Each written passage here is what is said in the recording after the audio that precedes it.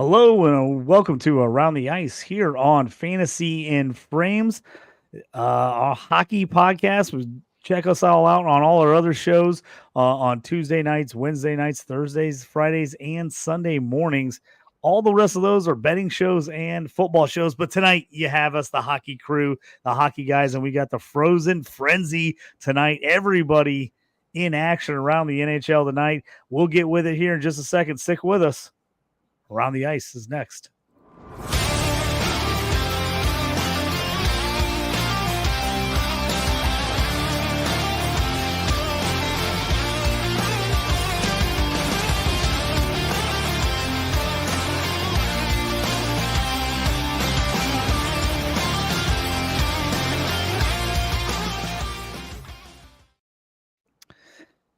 My usual co-host, Brian Toast Clark, out tonight, but I've got special guest Jack joining us. We appreciate it, along with Aaron Tometich.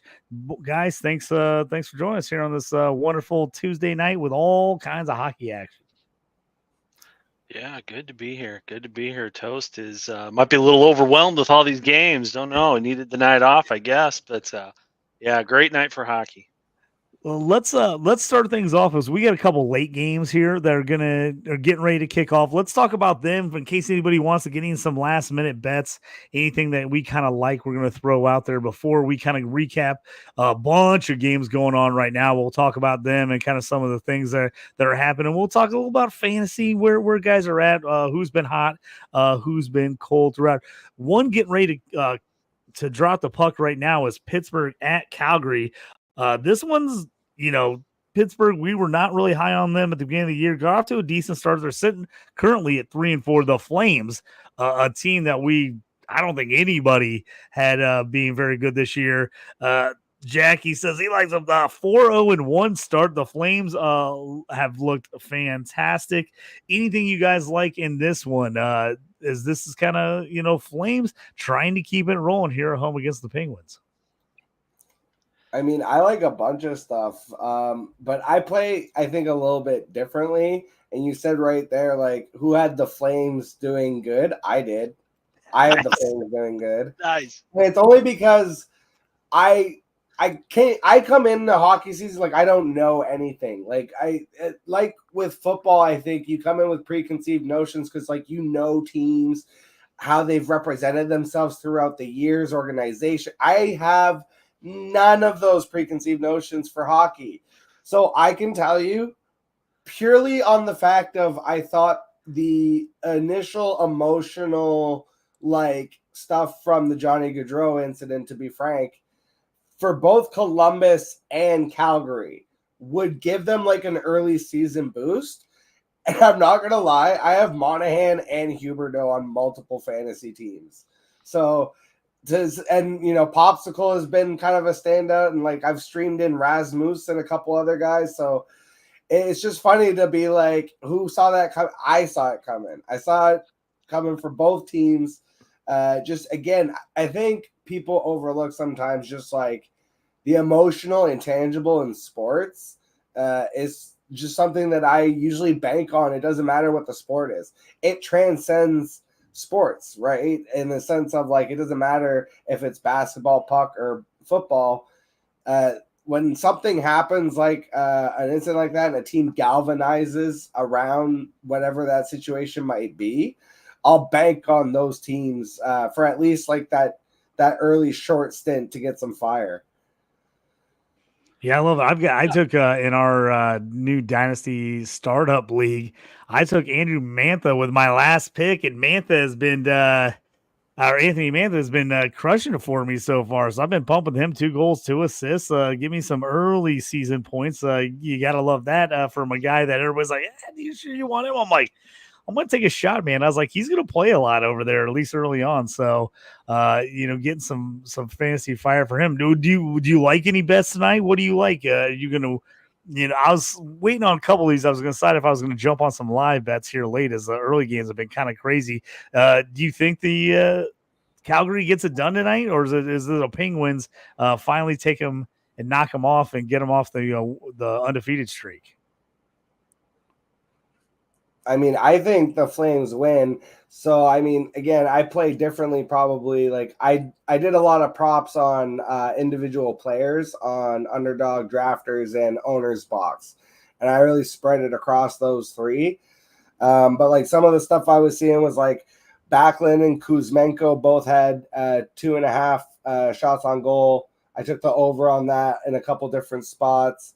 Malkin and Rick Racks, same thing, 2.5 shots on goal. Took the over on that, hoping for a high scoring game. I think Calgary wins, but I also even took the over on Dustin Wolf 2.5 goals against, because I think this is like a 6-3 type of game. Like I do think Pittsburgh's going to score 3 goals, but I think Flames are just going to score more. Like I said, I think everybody's hot on that team, and Huberto's another one, only 0.5 assists. That's a smash to me on the over. He's already done it 2 of 5 games. And Popsicle was another one. He had a goal on Underdog 0.5, but with a multiplier of 3.5. I was like, ooh, that's juice. And with how many goals I'm expecting in this game, like I could definitely see him getting one. So he's been on a bit of a trend too. Yeah, I'm loving the over. I like those bets you're on there. Those all sound good to me. I love the over 6.5 goals in this game. What about you, Aaron? What do you think about this one? Same. Couldn't agree more with both of you on the Zeri goals. and Crosby too. Yeah, yep, yeah, absolutely. I think it's going to be a goal fest. Pittsburgh absolutely stinks on defense right now. Calgary's playing. I like that take on your emotion, Jack, what you were saying about that. Like, didn't even think about that. And then to your point, I don't know if you've looked at the Columbus score lately, but they are absolutely drumming the Maple Leafs. So you've got like you said, the 2 connected teams there, Columbus and Calgary, and they're they're supporting that theory. I like that take, but yeah, no, in the Penguins Flames, I think the puck just dropped. Definitely the over. I kept it simple on that, but I like all the props you guys are calling out on those.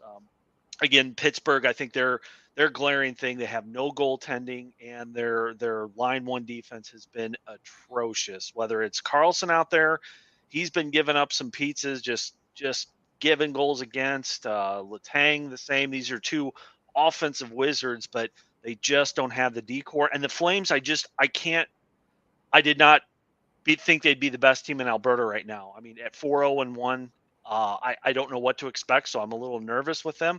But the shot props are a safe bet, I think, on that. And Huberto, he's a pass machine. He likes to pass first, so I like that on the assist there too. Nice. We got a couple other of the late games. Let's get into those first before we talk and go back into some of these games that are already going on. We got the Sharks Ducks game coming up here in about 45 minutes. And then the last game of the night, Kings versus the Golden Knights. That one kicks off here in about an hour and 20 minutes. Either one of you guys got anything you like, either, puck line on this, over-unders, shot props, scoring props, given to me, whatever you guys got. And I'll keep this one pretty simple. I just got one on the Sharks and Ducks. I've been watching the Sharks play. Of course, with Celebrini out, it's not as much fun, but still been catching a lot of the Sharks game. They played the Avalanche pretty closer than what the final score showed. They actually kept up with them in the high danger shots, and high danger is defined by you're shooting right in front of the goalie or you're getting a rebound and a quick second shot. They matched them 1-for-1 on the high danger shots when they played, again, potentially Stanley Cup contender, although they're kind of slow out of the gate. And they also outchanced them, not shots on goal, but just shots. The Corsi rating was good. So the Sharks have been playing better than the 0-4. So I'm going Sharks money line. It was, I think I got them at +2, right around +200, I think. But I parlayed that with some others. But and I'll let you guys talk about the player props on that one. But that's all I took on that one, just because again, you're going to have a lot of second and third line, just the young teams in both of these Anaheim Duck, total teardown rebuild, Sharks, total teardown rebuild. I don't know half the names on the squad, so I'm going to keep it simple on this one. Yeah, how about you, Jack? Anything you like coming up in these other games? Between you guys and Underdog, I suddenly have like $50 on this game because in preparing for this, I Danglers After Dark on Underdog dropped, so I did 4 of those. They're $10 each, and I did a bunch of props, like some like the pick'ems on. I spread them across drafters, owners box, and I did a couple on Underdog too. But I went heavy actually on a lot of the Vegas LA stuff. But before that, the stuff I like in the San Jose Anaheim game, Wallman, this guy Wallman, Jake Wallman, the defenseman's been going crazy lately. 2.5 shots. I took the over on that. I took the over on everything, by the way. I'm very, very pro over. I feel like taking the under just sucks, especially in hockey when it's like such low. It's like 0.5. I'm like, I'm not taking the under on 0.5. That's just being a hater. So literally, I rarely take the under on anything. Like, unless I'm just like, I think a guy's ice cold and playing absolutely horrible, and I'm like, this guy is no way in hell he scores.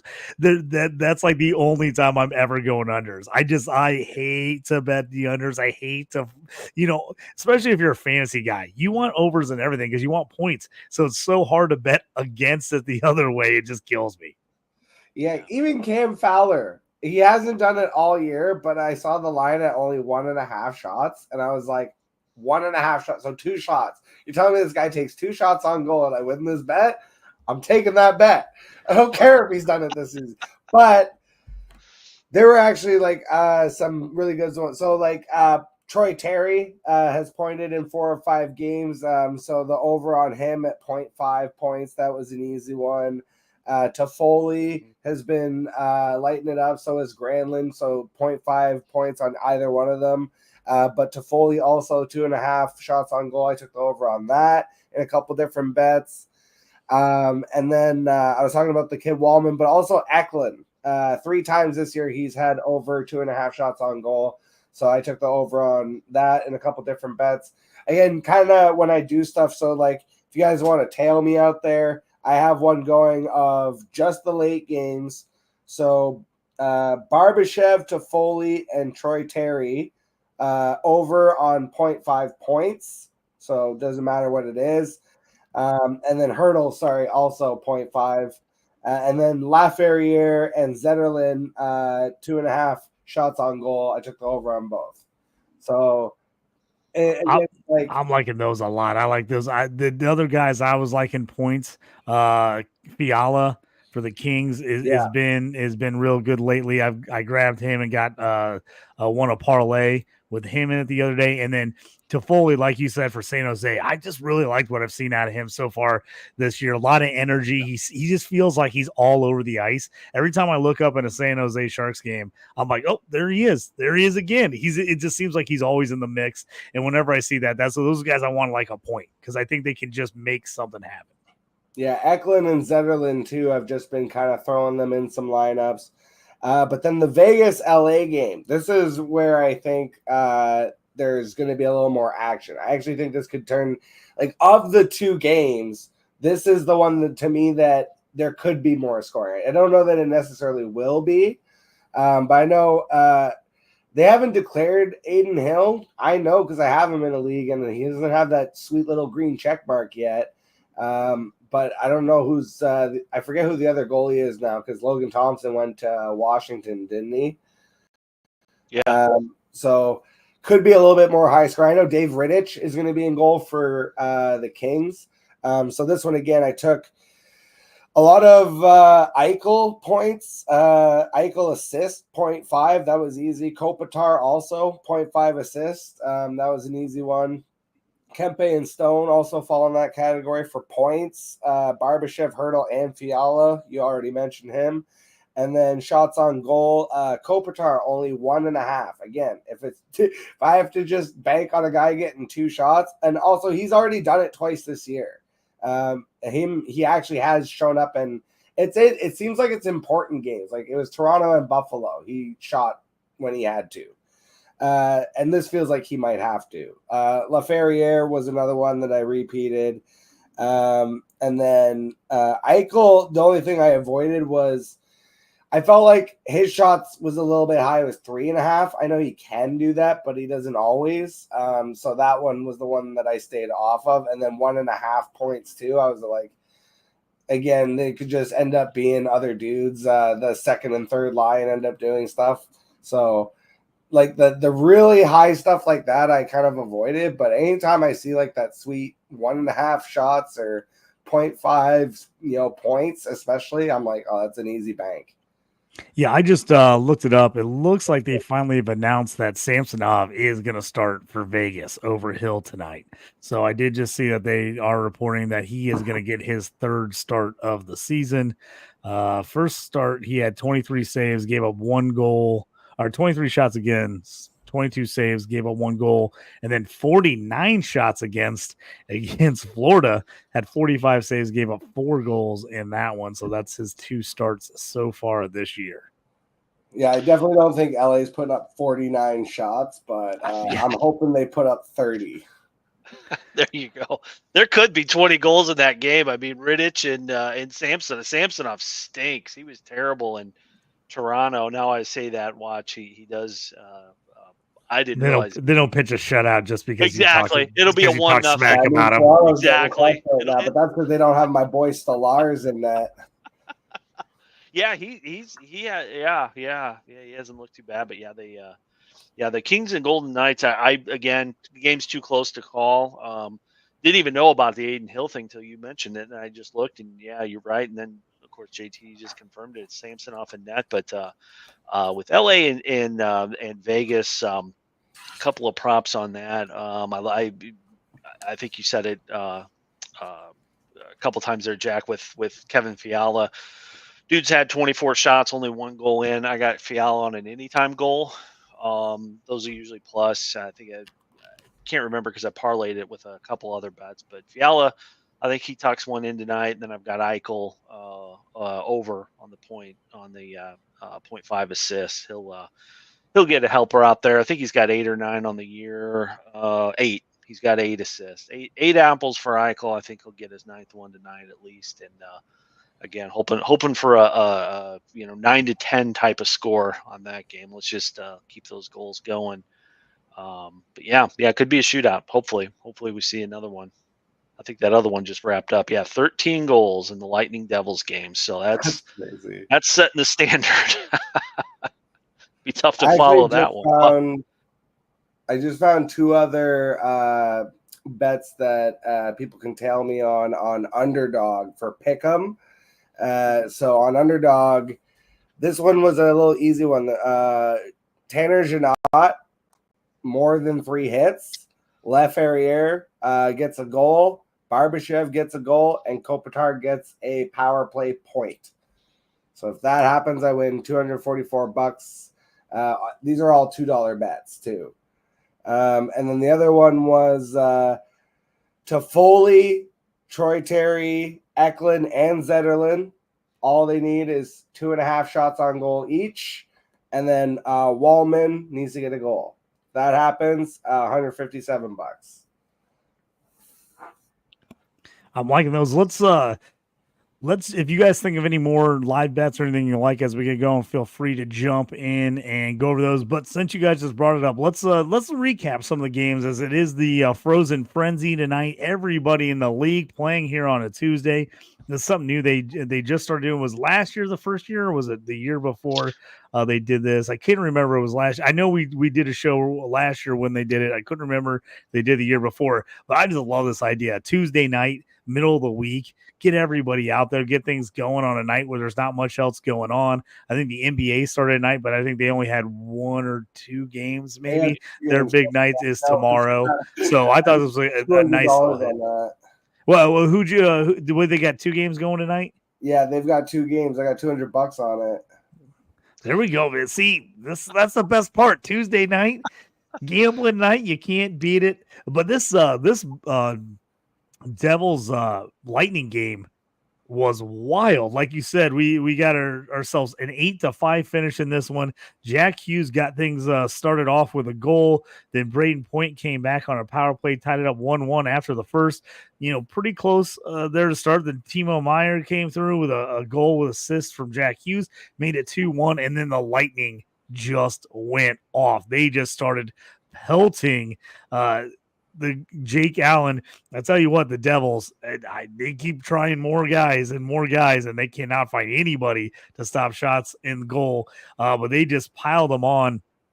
Hedman got a goal, then Hagel, then 3 in a row for the hat trick for Hagel, and then Hedman finished it off in the second to go up 6-2 as they got 5 unanswered goals in the second. 2 goals by the Devils to start the third by Bastian and Meyer to try to get it within 2 goals, and then Tampa Bay slammed the door shut. Gunsel a power play goal to make it 7-4, and then Mosier got a shorthanded goal to make it 8-4, and then a last a second ditch effort to make it 8-5 in this one. Jack, I think you were saying something about Brandon Hagel on one of your fantasy teams before the show. Yeah, sadly, he is on my bench. That one hurts. Just that's the nature of the beast on the Tuesdays when you have so many games.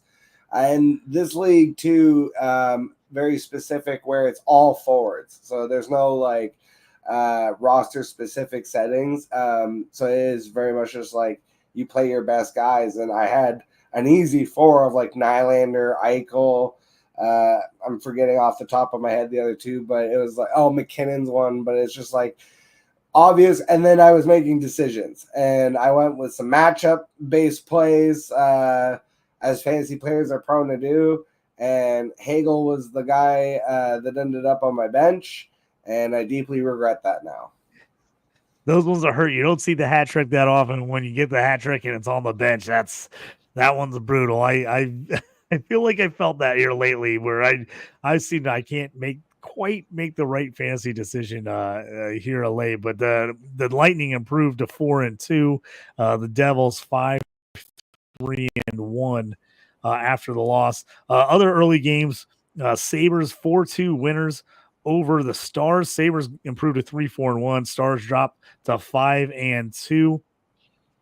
Sabres got things off early. They got up 3-0 in this game. Krebs with a goal, McLeod, and then Tage Thompson to make it 3-0. Dallas fought back with a Harley and Tyler Seguin goal to make it 3-2, and then Alex Tuch, empty netter to finish it off in the 4-2 win for Buffalo, who got up to a slow start. They're starting to get back in it here a little bit, as the hope is that they didn't just tank it at the beginning of the year like they did last year, and there was just no coming back after the horrible start last season. Yeah, and with the Sabres, I mean, it's Lindy Ruff. It's his second go around there in Buffalo. He was the coach at the time, back when Dallas won the Cup. What was that, 01, 02?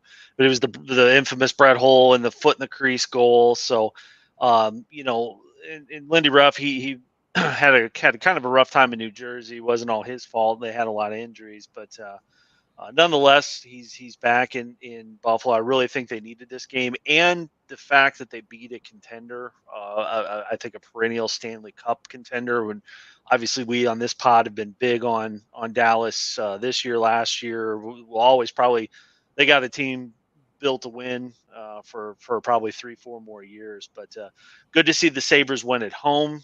Give those Buffalo fans something to cheer about. They they got the Bills and the Sabres, and it's about it there. But they no, good win. And I'll go back to those two. The two games you've kind of recapped already, JT. You're naming a lot of the big names. That's another thing too tonight that I've seen on the score sheet. It's line 1 and line 2 guys that are scoring, at least in these early games. Every name you just rattled off there between those two recaps, these are all top 5 round fantasy players. So it's good to see that, because you got some guys that maybe have started a little cool, or like a Hagel again, who had that on their bingo card of a natural hat trick, not just a hat trick, but a natural hat trick. And I'll have to look at the timings when he scored that. I mean, he banged them out pretty quick. 4 power play goals in that game and a shorthanded goal in that Lightning Devils game. So special teams seems to be a big deal tonight already too in these early games. Yeah, and I felt Jack's pain in this game as I just before puck drop, I took Owen Power out of my lineup, switched him out. He had really struggled to score this year, and really on defensively was getting like 1 or 0 hits and like 1 block a game. He was one of the lowest scoring players on my team, so I sat him. What'd he do? 3 assists tonight and 4 blocks. 3 assists and 4 blocks with a shot on goal for Owen Power just sitting on my bench. So I feel your pain there, Jack, because I just looked at that and realized that he just outscored everything he had done this season up to this point in this one game for me. So that one hurts there. The other game we got here is we got Wild Panthers, the Wild. Taking it to the defending champs 5-1 Wild in this one. They got off to a quick start with 2 goals in the first. Marco Rossi and Marcus Johansson with the 2-0. Then Boldy with the power play goal got him up 3-0. Sam Bennett continue to play well, try to get him back in it with I know Matthew Tkachuk assist on there. I know Toast had him in a parlay with a point. So got one there. Then Zaccarella and Eriksson Ek finished things off. A really nice performance there for Minnesota. I tell you what, they didn't get a lot of shots on goal, but when they did, they put them in net. As I sat Bob tonight, Bobrovsky, and I'm really glad I did, is he had 16 shots against, gave up 5 goals, only 11 saves. 5 goals and 11 saves for Bob. We don't usually give a lot of negative points in our Dynasty League, but he definitely scored me negative points tonight. So I'm glad he was on the bench to kind of even things out with Power being there. On the other side, Gustafsson, 25 shots against, 24 saves, just 1 goal given up. And if you played Middleton, good for you. 3 assists for him on the night. I got a fun little random question and aside for you guys because Gustafsson had that goalie goal, right? Yep. There's only been like 16 of them in the history of the NHL or something like that. So let me proposition you fellows. I believe that goalie goals should be worth 100 points. I think if your goalie gets a goal, like that should be built into the system of it's. And there are some fantasy football leagues out there where they do this, where it's like if the quarterback makes a tackle, it gets an outrageous amount of points and it like breaks the week. I think a goalie goal should do that in fantasy hockey. I truly believe that if a goalie scores a goal, it should be 100 points. You should automatically win the week just because of that. If it's only happened 16 times in the history of the NHL, I think that would be a hilarious little caveat to put into fantasy hockey. I'm a huge fan of that. I don't know what you think, Aaron. I love like random super big bonuses for something like super hard to get. I know in like my NBA league, we give a pretty good bonus for a triple double, but very, very rarely do anybody get a quadruple double. And we have like a huge bonus. It's not 100 points, but it's a pretty big bonus if you get a quadruple double. I love that idea. I remember when I can't remember if we were on a pod or we just got done, and like whatever, everybody's like, Texas like goalie goal. Like it was like he was like, what? It's like everybody's like that thing was freaking wild. But I love that idea, Jack. 100 points for the goalie goal. Absolutely. I remember watching the replay. I love that thing. I was like, oh, that's awesome. Yeah. And it wasn't easy what he did. He whipped it over everybody's head. I mean, that was a legit athletic accomplishment to get that puck all the way down there and be that accurate with it. I'm all for the 100 point. I love it. I know Toast is out of action tonight. He just got a text. Hey, let's get this. We're gonna have to vote that in for the league next year for sure. I love that idea. I love it. You guys are a lot more receptive than my league was, because when I proposed it to them, they were like, that's the stupidest thing I've ever heard. They're like, absolutely not. They're like, we're not doing no. Yeah, they're like, no, definitely not. They're like, maybe if Yahoo builds it in, we'll make it like 5 points. I was like, that's lame. it. You're like, okay, 5 Hours. points for something that's like almost impossible and never happens. They're like, oh no. It's like somebody's like, oh, dude throws a perfect game in baseball. They're like, oh, 2-point bonus. You're like, Yeah. it's like a perfect game. That's what I 2 mean. points. I feel like I think fans just don't have a grasp, and honestly, it's just humans. Like, humans don't understand numbers. Like, the people that don't grasp the difference between like a billion and a million, like, it's the same people that don't understand like the historicity of how many goal eagles there have been in the history of the NHL. We're talking about 100 years of this sport, and it's happened 16 times. Yeah.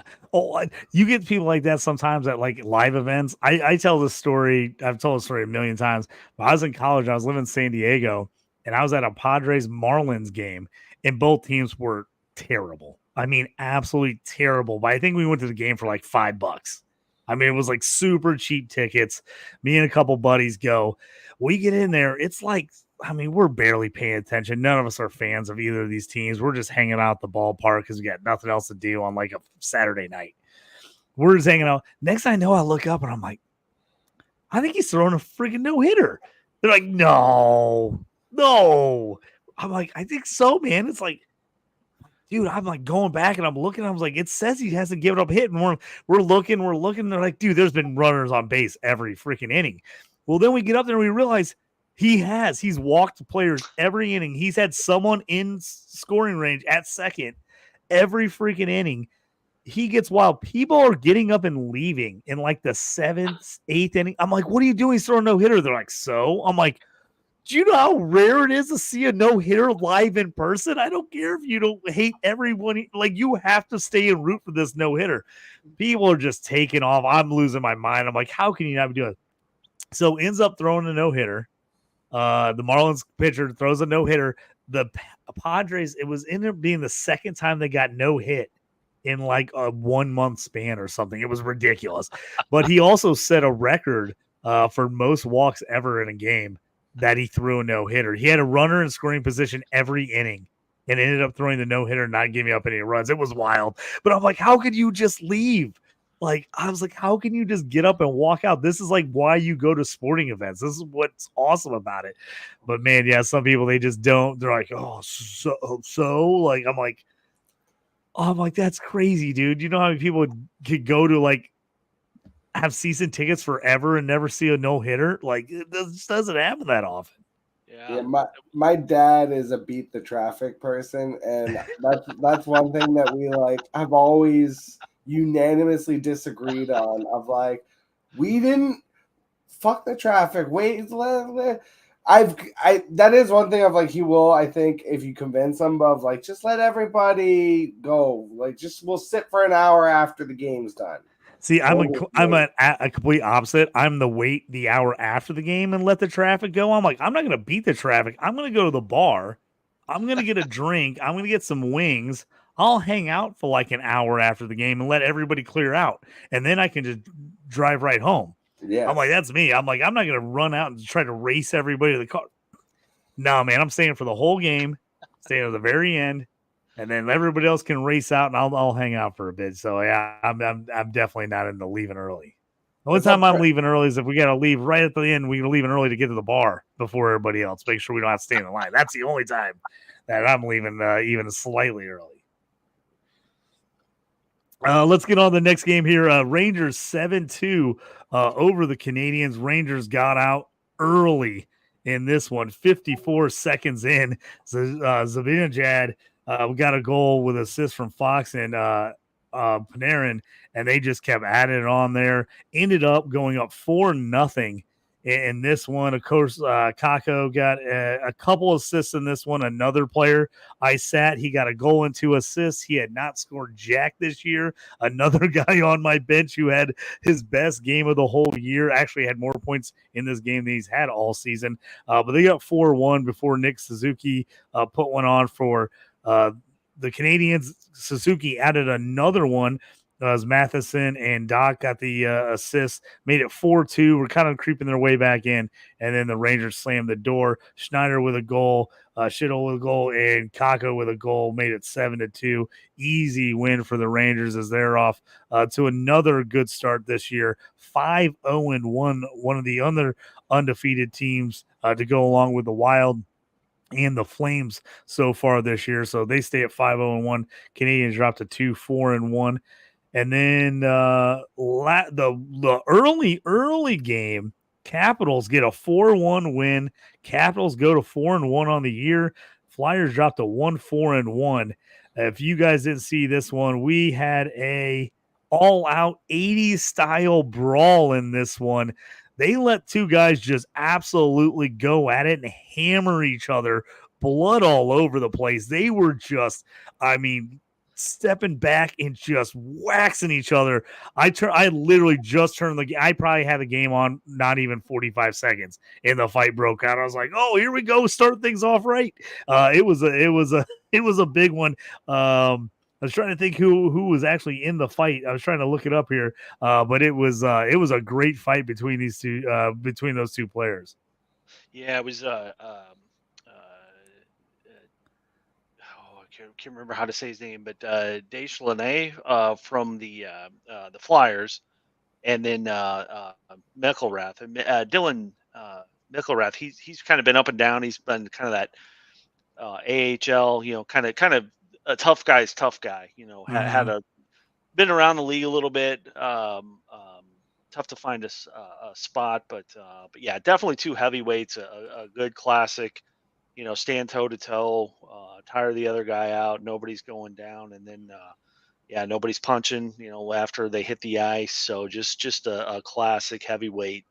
What a great kickoff, like you said, JT. It was first game, first period, 4 minutes in, and you get to see that. What a way to start out the 16 games here. Well, and talking about something that doesn't happen very often in the NHL. They opened this game with two shorthanded goals back to back by the Capitals, which you almost never see teams score back to back shorthanded goals, especially to start off the game. So the Caps got up 2-0 that one before Sanheim scored for Philly to make it 2-1, and then John Carlson and Shakirin scored 4-1, finished things off. It looked like Ovechkin a couple times we're going to add a goal in this game. He ended up not getting one. He had a couple really nice looks that just missed in this one. As we kind of got he got 3 shots on goal. He had 2 hits, 2 penalty minutes, no points in this one. As the watch is on to see when Ovi can get to that haloed mark of NHL record in goal scoring. And I know every night I feel like I'm keeping an eye on it. I want to keep seeing him get up there and get more and more and more. As he got off to the slow start last year, so far it seems like he's a little more in the mix to begin this year. Yeah, he's definitely getting the shots. Like you said, I think the one you're talking about, he missed the net, had a pretty much a golden opportunity, ended up missing the net, but got a real good shot off. He had a couple power plays where he put the shots on, and the one goal he's got this year went off his skates. So again, typical Ovi, he'll once he starts going, he doesn't stop. He'll get on his roll. It's just he's 38, I think now. So of course it might take him a little while to get going, but once he's going, we'll see what we saw at the end of the year last year, where it was crazy goal. 20 some odd goals in the last 20 odd games. So looking forward to that. 41 now. 41 he needs to pass Gretzky's mark. Looking at some of the other games in action right now, Calgary getting the first goal on the board. Anderson with the goal. Kirkland and Lomberg with the assist. 1-0 Calgary up. Ottawa, first period, all over the Utah Yeti. I know their name's not the Yeti, but I'm going to call them the Yeti until they officially make them the Yeti, because that is my pick. They're down 4-0 right now to the Senators. Of course, the Senators absolutely rolling, and Toast isn't here to talk about his adopted favorite team. Batherson, my guy, gets a goal to start things off. Then Giroux, Grieg, and then Brady Tkachuk gets one with Stützle and Sherbo. with the assist. 4-0 all over Utah is Ottawa. Edmonton up early 2-0 on Carolina. Nashville 1-0 over Boston. Colorado Avalanche 2-1 over Seattle. Winnipeg 3-2 over St. Louis. And like you talked about earlier, Columbus all over Toronto, up 6-2 right now. Vancouver 4-2 at the end of 2 over Chicago. And in the one game that no one can seem to put any goals on the board, crushing some of us today, is Detroit 1-0 with 5 minutes to play against the Islanders. That's killing me as I'm the Red Wings fan of the group and have way too many Red Wings players on my fantasy teams. Patrick Kane, the one goal in this one. Tarasenko and JT Compher with the assist, which I tell you, Aaron, pretty crazy to say. Vladimir Tarasenko with the assist to Patrick Kane, and they're both on the Red Wings. It just doesn't seem right. It's so hard to get used to. I'm glad they're on my team now, but it's so weird for watching those guys for the last decade play for two rivals, and now they're on the same team. It's funny. The only guy I have on the Red Wings, I think, is also former Chicago. Am I crazy? Didn't DeBrincat used to play in Chicago? Yep, absolutely, a former Blackhawk. So it's just all they did was took all the Blackhawks. They waited until the Blackhawks got old and terrible, and then they took all their players. It's a great strategy. Yeah. Yeah. Reminds me of the old days, the old Norris division when Detroit, Chicago, and St. Louis. Then when the Stars, before they moved to Dallas, then when they were up in Minneapolis, when it was the old Minnesota North Stars. But I mean, you get some just bloodbath games out of there. These trades never happened. You never saw that, especially in the same division. Obviously, Detroit going over to the Eastern Conference now, kind of soft. Yeah, a former Blue, former Hawk, their line mates now in Detroit. It's just like somebody's rolling over in their grave. Some of those old school hockey guys are, what is this? But good. Yeah, I haven't got a chance to watch a lot of the game, but just looking through some of these stats, right now the Red Wings getting outshot 26-10. I was about Only to say 10 that. shots on goal for the Red Wings is just horrible. They have not been able to control the puck at all. Alex Lyon deserves this entire win to himself right now. He's getting all the stars after this one. They're playing the game. The part I was watching too, because I was watching this game before we jumped on here, which I picked the wrong game clearly. But Lyon made a couple sweet saves right before I turned it off. So yeah, he's crushing it right now. But yeah, honestly, I don't know how hockey works, but if I was like the owner and I saw my team had 10 shots on goal by the third, 4 minutes left in the third, I would fire the coach at the end of the game. If it only was baseball and you could fire the hitting coach, because you're not hitting. That's what they need to do. Too bad there's not one in hockey. That'd be great. But man,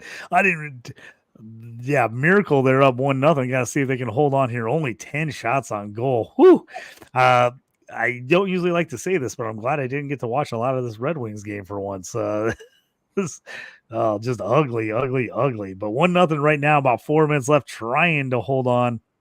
Vancouver and the Blackhawks. We got a bunch of Blackhawks fans on this podcast. Aaron and Toast down right now 4-2 as they're getting ready to go into the third period here. We're getting a couple of these guys. You're not expecting to get some goals early on.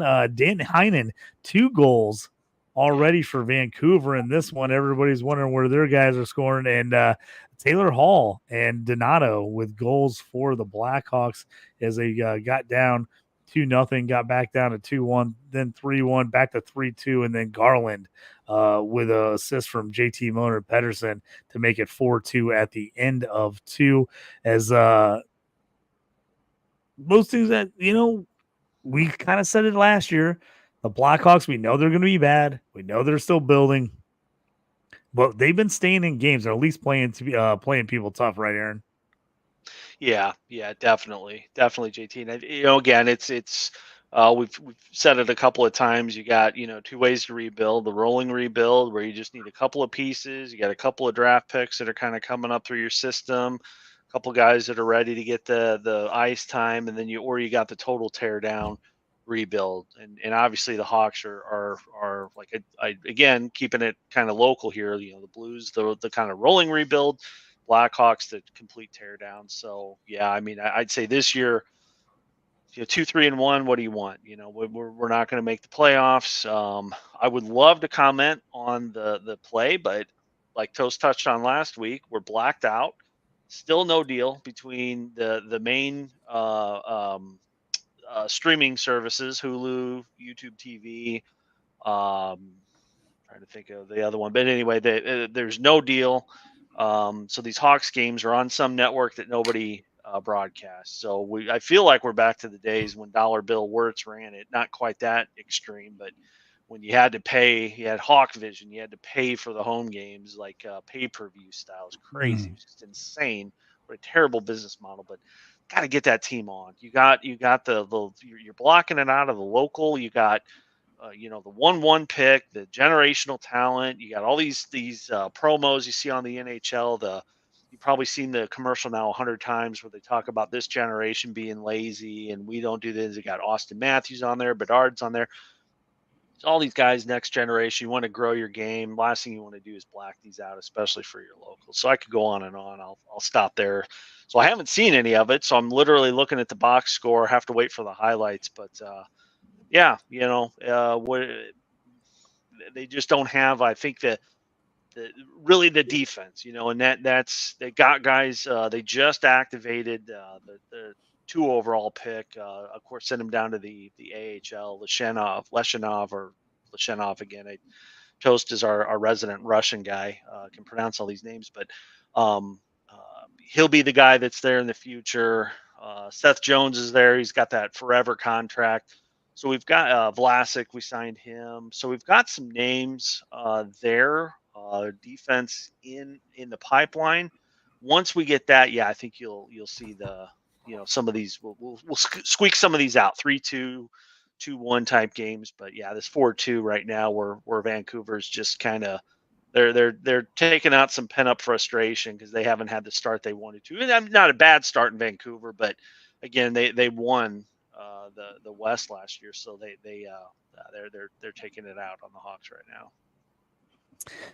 Edmonton up 2-0 on Carolina, middle of the second. Connor McDavid, we talked about the big dogs. McDavid coming out, both goals in this one already.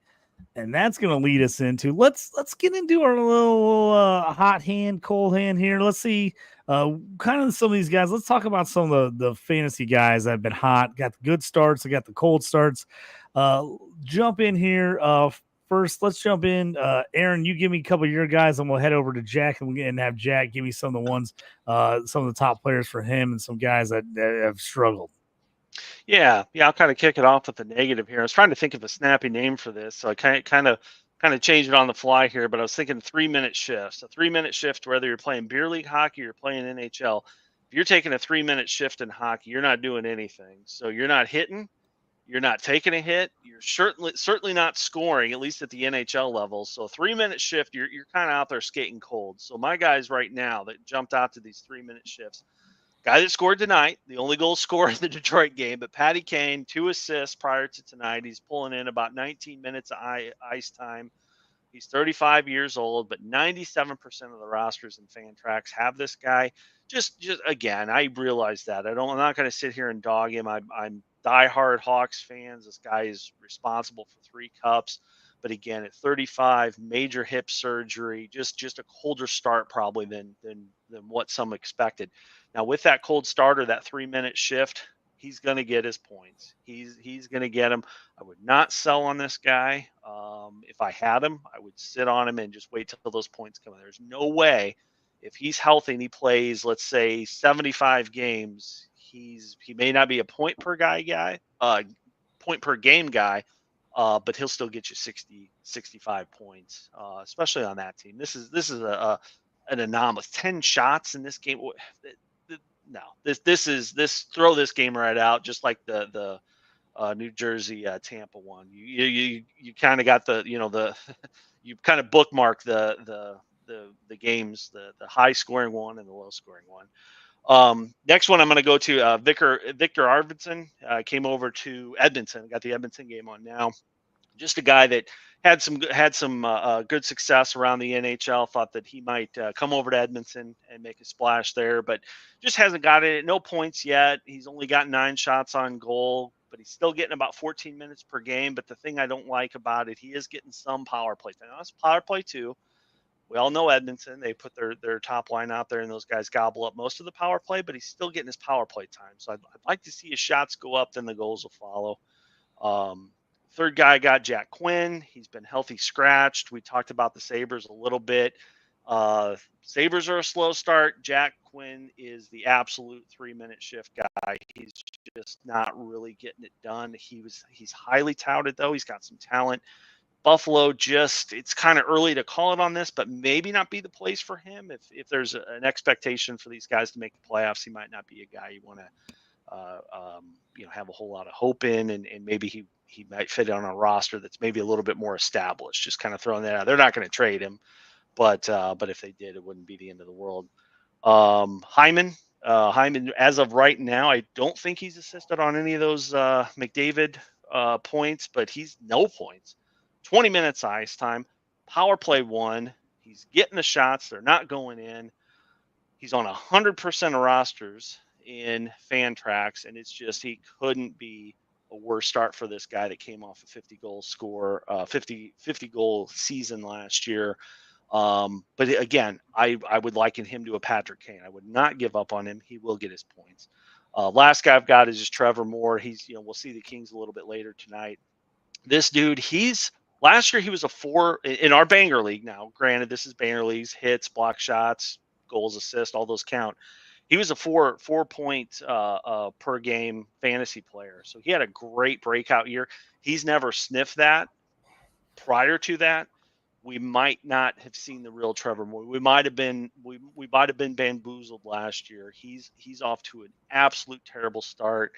Last year might have just been an outlier, and maybe he is that kind of 2 point guy in a Banger League. He doesn't hit anybody. He doesn't get in front of a shot. He's a forward, but he's just not getting on the score sheet. So that's what I got for the 3-minute shift guys. Yeah, Jack, you got anybody that's hot or cold for you so far to start things off that you want to highlight? Yeah, I mean, we can go through the cold and then we can go into the hot guys after. But I just was looking again through a couple of my leagues. For me, Bo Horvat is the one that I think I have the most of. I mean, I'm only in 4 leagues, but I have him in 3 of 4 just because he was such a value. And I thought they would be doing better. Him specifically, him and Barzal actually have been off to kind of a slow start. UPL, it's nice to see him put a couple, nice, good solid games back to back. Ukko-Pekka Luukkonen for the Buffalo Bills helps me in some season long stuff. DeBrincat, what's going on with your guy DeBrincat, my man? 3-point explosion and then nothing. Has 1 assist since then. They're in the game right now where it's 1-0 against the Islanders. That just went final. Red Wings held on 1-0 with 10 shots on goal, 29 saves.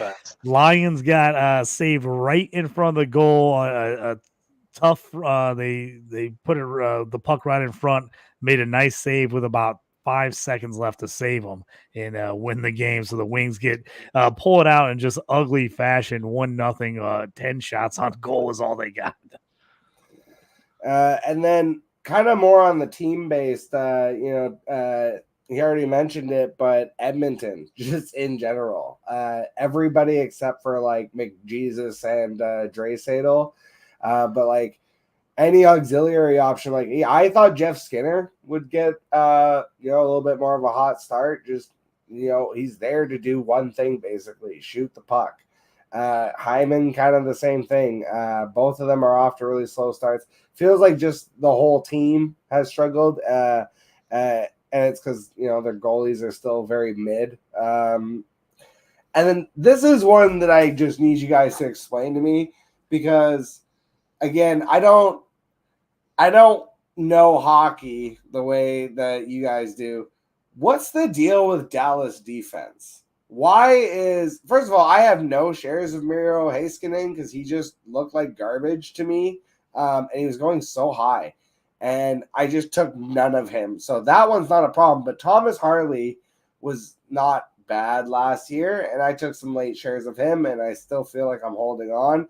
This dude's a drop. What is going on with Dallas defense? Can you guys just explain that to me, maybe? Like, why are they so terrible?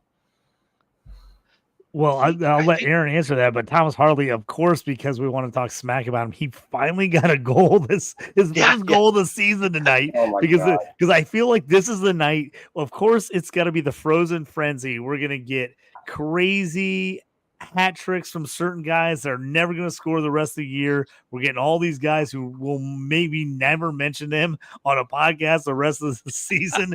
And we're all getting them scoring tonight. I mean, I'm getting Owen Power scoring 3 assists in a game. Harley here with his, he's been pretty silent with almost nothing, especially over the last three or four games. I mean, he's been negative on a plus minus. He's basically had one shot, and if he's lucky, one hit in a game. So yeah, you're right, Jack. He's been, until this goal, been real silent. Yeah, my thing is always like, it's fine if you're not scoring, but if you're not doing anything else, why are you on my team? Yeah. He hasn't been giving you any peripherals at all right now. Yeah, I do see he finally scored that goal. Yeah, but that's the thing. It's like, this is, this league at least counts hits, but not blocks. But it's like, bro, you're a defenseman. You got 5 hits on the whole year. Like, come on. You should have 5 hits a game. What is this? Well, I was going to say, I was looking up Miro Hiskanen's stats this year to kind of see which one. You're not lying. He does not have a freaking point. I did not realize he is scoreless on the year. He's actually at a negative plus minus on the year. He put up 7 shots tonight. I mean, got nothing out of it, a whole lot of zeros so far, but he did get 7 shots, which is kind of out of nowhere for him, as he's had only 1 shot in 3 of their 6 games, I think. So for 7 shots for him is a ton for tonight. But you're right. I hadn't noticed the slow start from the Dallas defense, but you're 100% on top of that. Yeah, 97% owned too. Like, it's crazy. And he was a guy that I remember seeing drafted like in the first 8 defensemen off the board.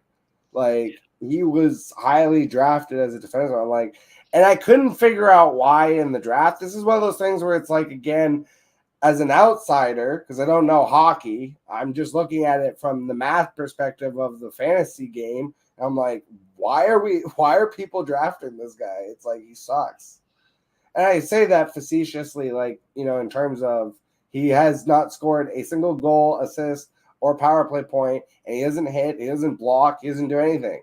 So it's like, bro, this guy's supposed to be a defenseman. It's like, at the very least, you should be hitting and blocking. So if you're not even serving in peripherals for bangers leagues, like, you're useless. Colton Parayko's outscoring you.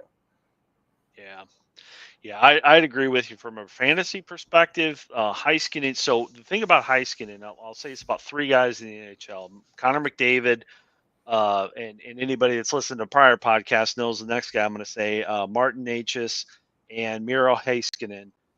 Those 3 guys, if you watch a game like beginning to end, they stand out with just skating ability. Like, Heiskanen could win a gold medal. He could do a triple. He is arguably one of the purest skaters there is. He's the guy that plays defense. It goes and he just takes the puck right off your stick. Doesn't get in front. He doesn't block shots because he doesn't let you shoot. He is a complete shutdown defenseman. Why are people drafting that guy? Couldn't agree with you more. He rarely shows up on a score sheet because he completely takes out the stud scorer on the other team.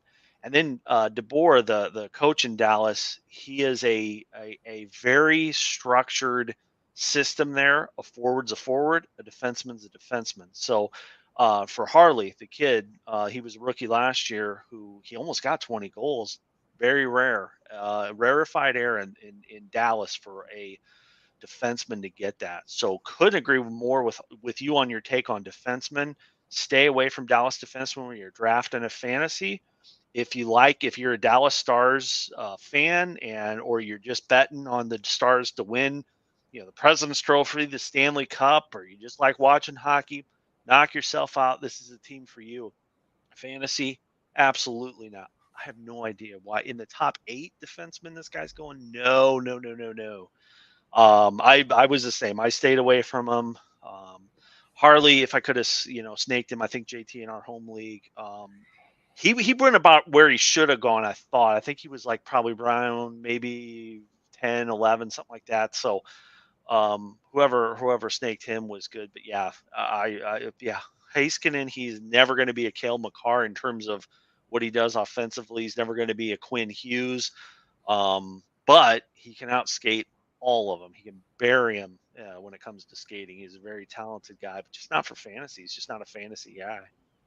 And that context is important, though. And it's like, because I wouldn't know that without having asked the question. That's why I asked in the first place, because it's like that kind of stuff comes up really rarely in other fantasy sports, I think. So I think that's why it slides under the radar, maybe, because I look at that as like you're basically talking about like if I was in an IDP league, Darrelle Revis at his height when he was a shutdown corner was basically useless because they're just not even throwing the ball his way. Mm-hmm. Yes, and exactly. It's like he's just completely shutting the dude out, but it's not showing up on the stat sheet what he's doing because there's no stat to be had. So it's like you're saying, like if Heiskanen's so good that like he's not even getting hits and blocks because he's literally just stripping dudes and then sends it down. But then, like you said, part of the system is that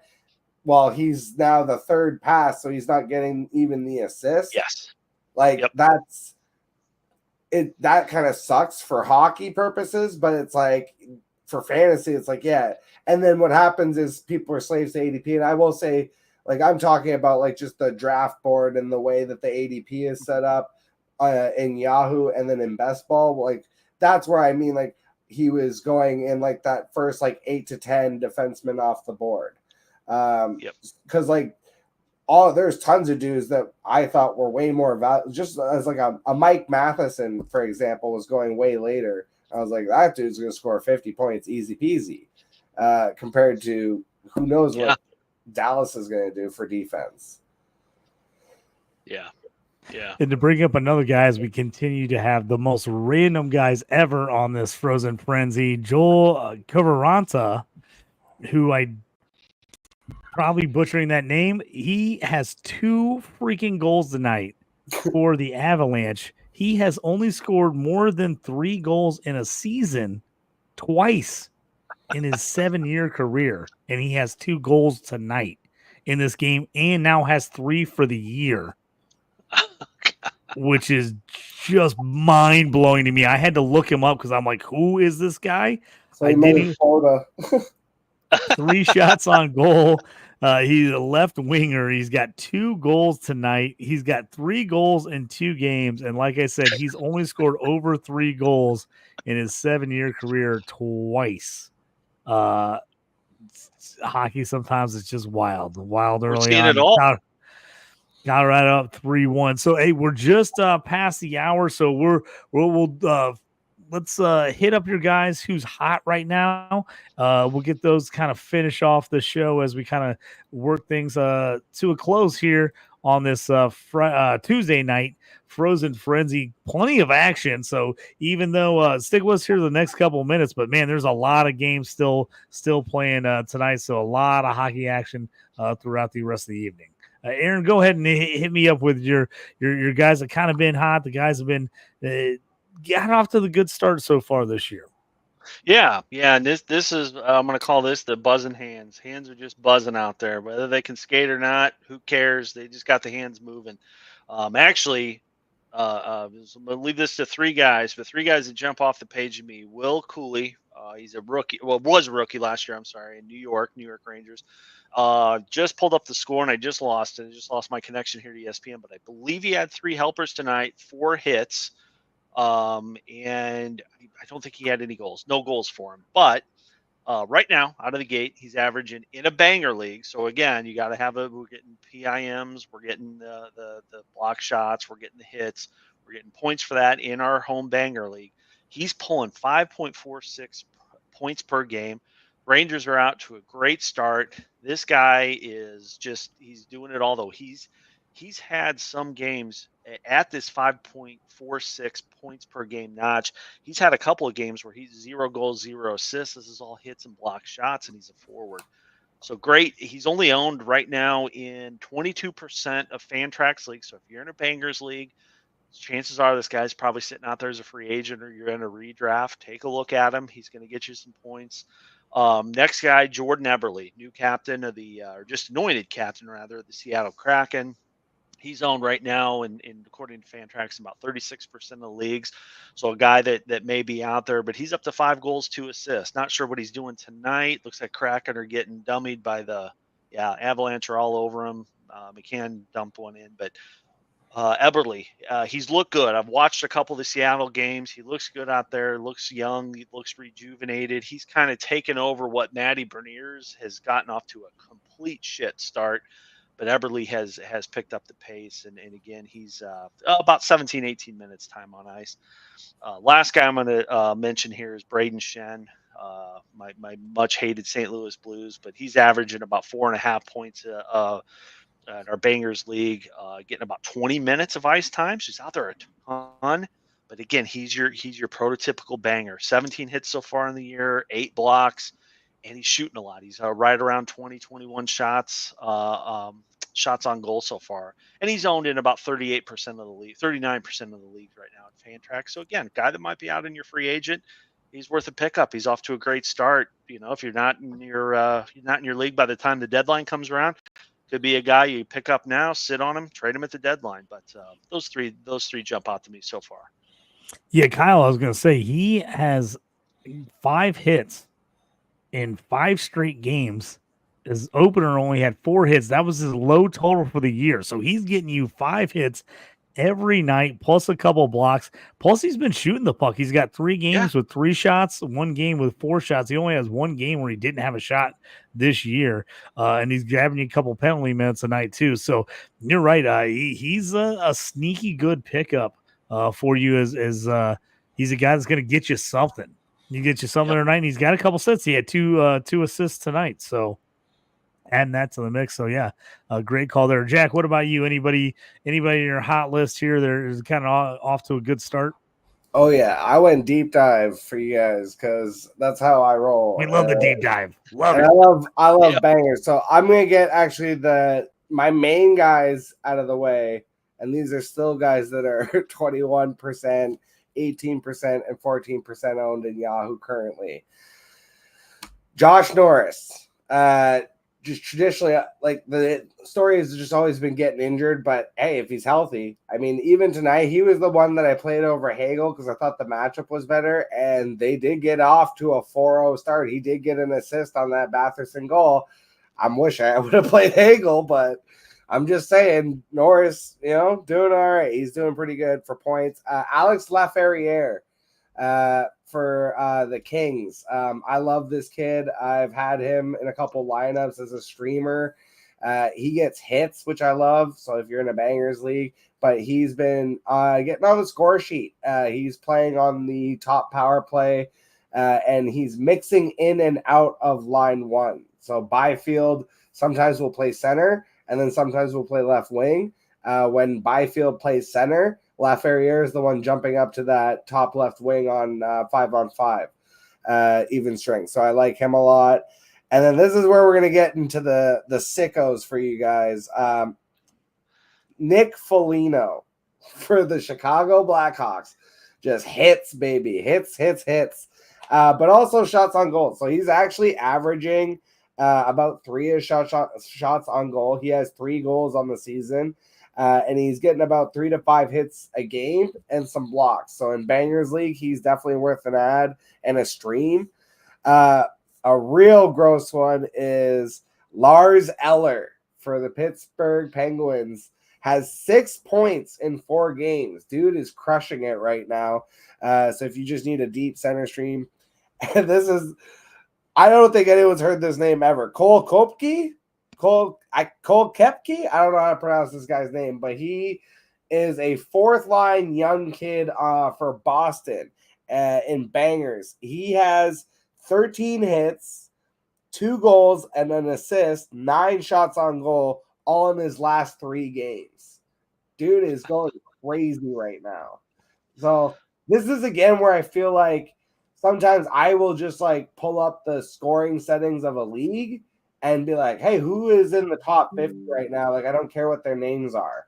And I'll drop dudes that are like 70% owned and they have a name and people are like, oh, what are you doing? You're crazy. I'm like, your scoring settings dictate that I need to make this move because Cole Koepke right now, again, just to give you an idea, I'm going to go pull up a sicko league, like the one that I'm in with it's like all bangers. It counts blocks and face-offs and just like everything imaginable for points. And so I pull up season rank. Foligno is ranked 27th. Nozen is ranked 30th. Koepke is ranked 63. So it's like, yeah, if I got Jeff Skinner on my team ranked like 300 who isn't doing anything, I'm going to drop him for any of the names I just said because they're performing. And that's why you love to play in bangers leagues. Yeah, that's you get guys like that who just you can just get guys out of nowhere that get you points. It's the freaking best. But I got 2 more for you, and then I'll absolutely. let it go. I got these are more like traditional ads in actual leagues. So if you need a defender, Kesselring, 1 Kesselring to rule them all. So he is a defender that is taking advantage of the unfortunate Dursey injury for Utah. Dursey's out for the season, probably even into next season. Kesselring has jumped up to, he's on the top line with Sergachev on 5-on-5.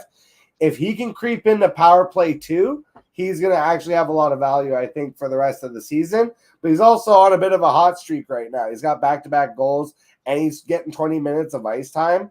So just that, for me, is enough to take a look at him where I need defenders, just to stash. And then for goalie, Dave Rittich has 3 straight starts. He's 2-1. And he played on a back-to-back. I don't know what's going on with Kings goalies right now, if they just don't have anybody else, and they're just like, we're sticking with Rittich. But yeah, the fact that he played on a back-to-back, and so he's playing Vegas tonight, but then he gets San Jose and Utah for the rest of the week. So those are 2 good matchups if you need a streaming goalie. Very nice. Yeah, I absolutely love it. I know Aaron, we kind of tore into the Jets leading into our season, and of course they win 3-2 tonight over the Blues. They are now 5-0 on the season. They haven't lost. Hellebuck, who is my guy, who I drafted in our Dynasty League draft. I'm just writing him all day long. Another great performance for him as he got 27 saves on the night, and another win for them. And Cole Perfetti, 3 assists in that game. So it's just another one for him. Nice game for Saad as he had 2 goals. Rob Thomas also had 2 assists for St. Louis as that one has gone final. The Blue Jackets did hold on to win 6-2 over the Maple Leafs, getting them to 3-3. Maple Leafs dropped to 4-3 on the year. And then, like I said, the Red Wings held off the Islanders. They go to 3-3 with a 1-0 win. Islanders dropped to 2-2 on the year. Vancouver's now stretched the lead to 6-2 with about 7 minutes left in that one against the Blackhawks. Couple Bessier and Suter with goals in the third period there. Colorado sets up 3-1. Nashville up 2-0 on Boston at the end of 2. Edmonton 2-0 at the end of 2 against Carolina. Ottawa in the second is up 4-0. Calgary still holding on to that 1-0 lead in the second, and a couple minutes in to the start of that San Jose Anaheim game, and you got yourself about 15 minutes before the Golden Knights and the Kings drop the puck in that one. Jack, I want to thank you for helping us out tonight, being a guest. Aaron, thanks for holding it down as well. We'll have Toast hopefully back next week. We appreciate everybody who checked us out tonight. Go like and subscribe. Jump onto all the things fantasy and frames, as they've got just a little bit of everything. And if you're a college football fan, you like to do a little of the gambling, stick with us here. We'll be on in just a couple of minutes. Me and Benny D bringing you college football show for the week. Everybody, thanks for joining us. Guys, we appreciate it. We'll check you next week around the ice.